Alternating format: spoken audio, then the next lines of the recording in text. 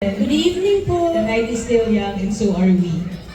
Okay. So in behalf of the Ridon Cristóbal family, we prepared something for you. Christmas is a time for reunion, a time to celebrate, but of course it's the time to prepare for the birth of our Lord Jesus Christ. And for that, we would like to sing a song for everybody. Also, goodbye po.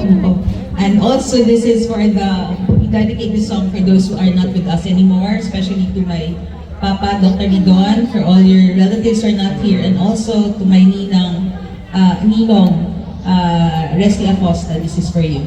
This song is with my Papa Ace.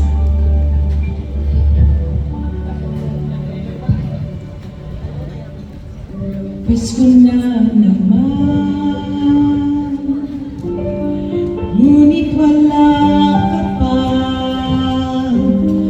Hanggang kailan kaya ako maghihintay sa iyo? Bakit ba naman